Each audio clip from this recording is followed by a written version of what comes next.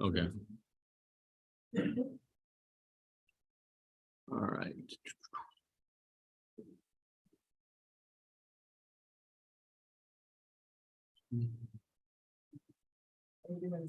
Yes.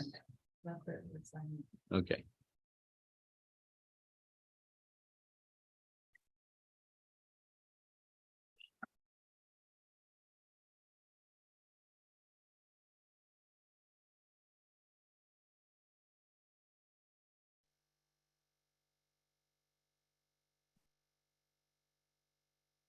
All right, we need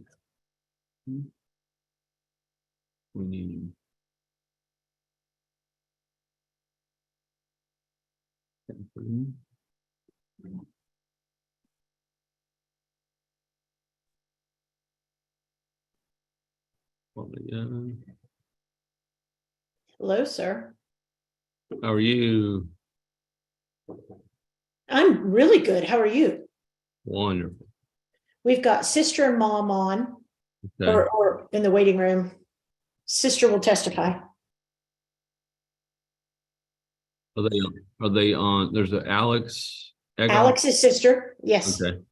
And mom is Lisa. And then there's phone numbers.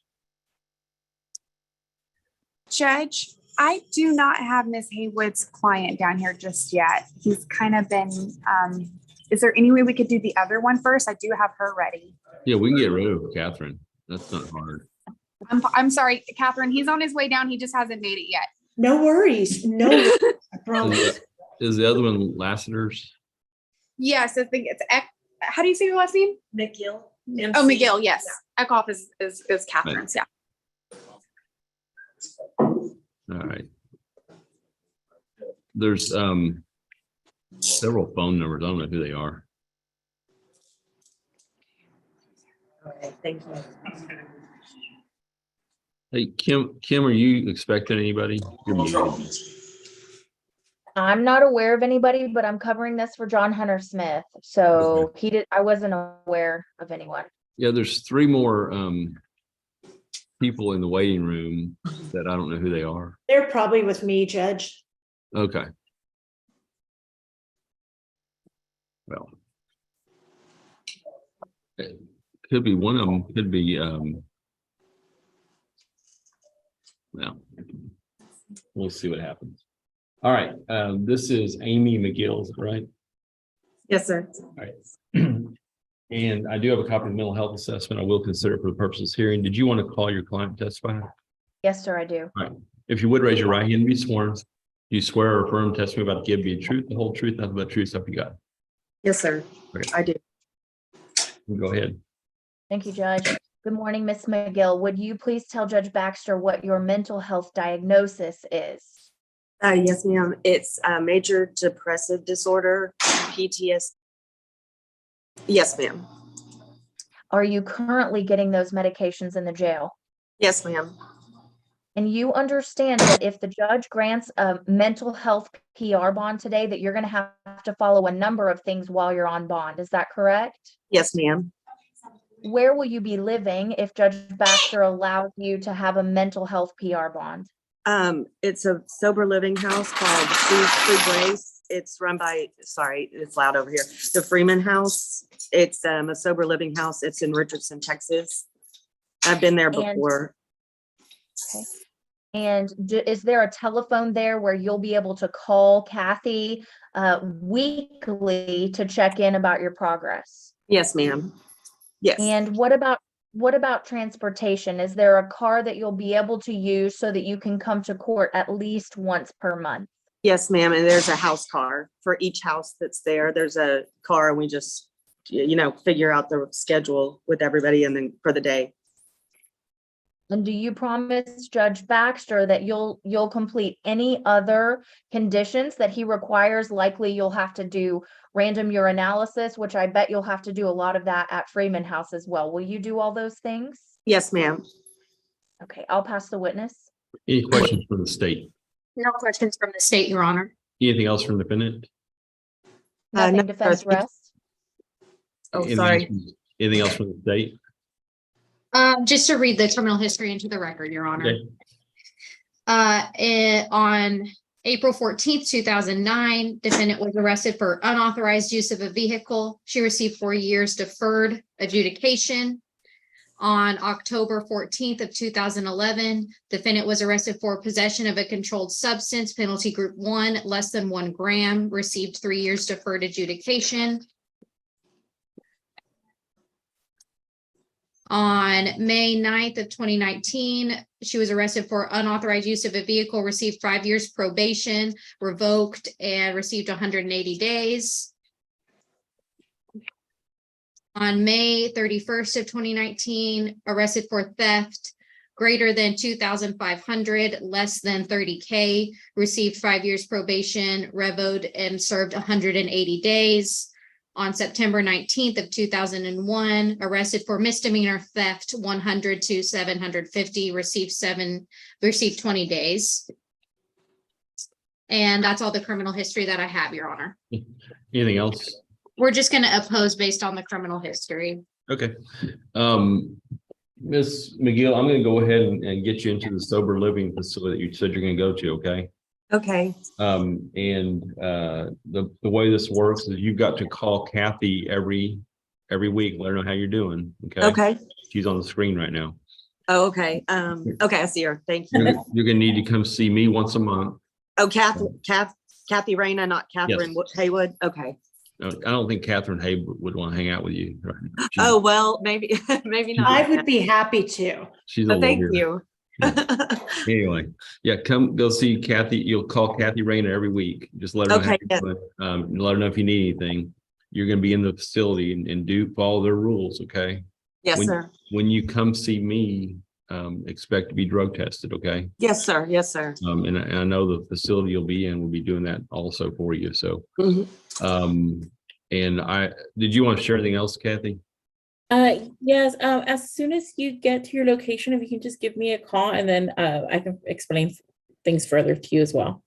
Okay, I sure will. And there should be a folder in your paperwork when you get out of jail. Okay. Okay, thank you. All right. Good luck. And We'll I see- just wanted to say that I did complete my first probation, my first probations. I did successfully complete those. So I chose to take my time on the second round, but I was doing everything I was supposed to do on that round too.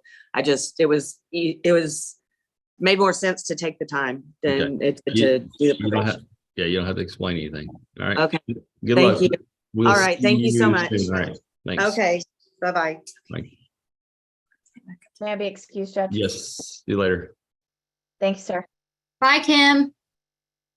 All right. I'm gonna bring everybody else in. Looks like Michelle's on here now.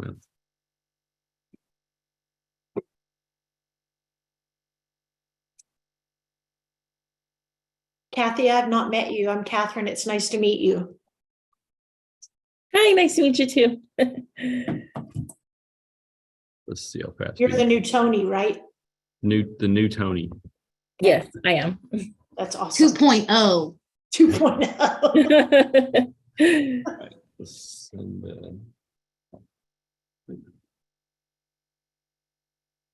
it going? all right. I'm assuming you are Christopher Eckhoff. Yes, sir. Judge, I'm sorry. Did you let the other people in? I think so. I Okay. know. I see Alex. Oh, good. Okay. There's 2 phone numbers. I don't know who they are, but I'll let them in. And, Thank you so much. all right. And I do have a copy of the mental health assessment. I'm going to consider that for the purpose of this hearing. Did you want to call your client to testify? Yes, Your Honor. Or if you would raise your right hand and be sworn. You swear or affirm testimony about to give be the truth, the whole truth, nothing but the truth, so help you God. Yes, sir. All right. You can go ahead. Christopher, when the mental health liaison came to the jail to see you, you reported no mental health needs. Is that correct? At the time, yes, ma'am. Okay. And that's not true, is it? No, ma'am. Okay. And why did you say you didn't have any mental health needs? I was doing everything I could to get out of isolation and get out of the situation that I was in. Okay. You have lived a good life until the last couple of months. Is that a fair statement? Absolutely. And your family informs me that you have had a pretty severe, in their opinion, mental health crisis, one that maybe you're not even aware of to the full extent, and that you've just gone off the rails. Tell me what you've been diagnosed with in the past. I think what I went over with the person yesterday that was sent over, yes, the first thing that I was diagnosed with in the age, and that was, I believe, ADHD, ADD when I was 10 in Roswell, Georgia, and then depression. Most recently, I think in 2020, 2021, which Okay. I take Zoloft and B-Spot for. Okay. Do you believe that you may have a new mental health issue that needs to be diagnosed? Probably. Yes, ma'am. Are you getting better in jail, or is this exacerbating your issues? I don't think I'm getting better. I don't think I'm getting worse. I mean, I definitely think I would benefit more from speaking with a professional on the outside. Okay. Your family is very concerned about you, and they really want you to go into inpatient treatment. And I know you don't want that, so I want to talk to you about that for a minute. My job is to defend you in any crime that you are alleged to have committed, and I will defend you to the best of my ability, which, if I don't say so, is pretty good. However, that being said, I have a duty to make sure that you're healthy and whole also. And I think based on what I have read and what I have seen and what your family has told me, that you would benefit from intensive inpatient treatment. The judge is going to make a decision on whether he allows you out at all on a mental health bond and what conditions he places on it. But at the very minimum, you're going to have to call Kathy Reyna. Kathy, wave to him. Every single week to check in, and you're going to have to come see Judge Baxter once a month. Can you do that? Yes, ma'am. Absolutely. You will also have to take all medication prescribed, whether you want to or not, whether you think you need it or not. Yes. Are you willing to do that? Yes, ma'am. Okay. Absolutely. You will have to see a psychologist or psychiatrist, likely both, to try to get you on the correct medications. Does that make sense? Yes, ma'am. Okay. What happens if you don't follow Judge Baxter's orders when it comes to your mental health bond? I'm back in here. I'm back in here. Thank you, sir. Pass the witness, Your Honor. Any questions from the state? No questions from the state. Any other witnesses? Yes, Alex Eckhoff. Would you raise your right hand to be sworn? Do you swear or affirm testimony about to give be the truth, the whole truth, nothing but the truth, so help you God? I do. Hi, Alex. We've spoken many times about your brother, haven't we? We have. And you and your mother have been very, very, very worried about him and very anxious. Is that fair? That's very fair. Tell me, in the months that led up to these allegations, what you and your mom noticed. What behavior really caused you concern? Yes.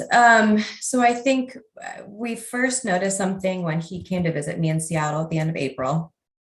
It was clear that he was very depressed, was carrying a lot of trauma from a lot of years, and I first noticed some of his delusional beliefs.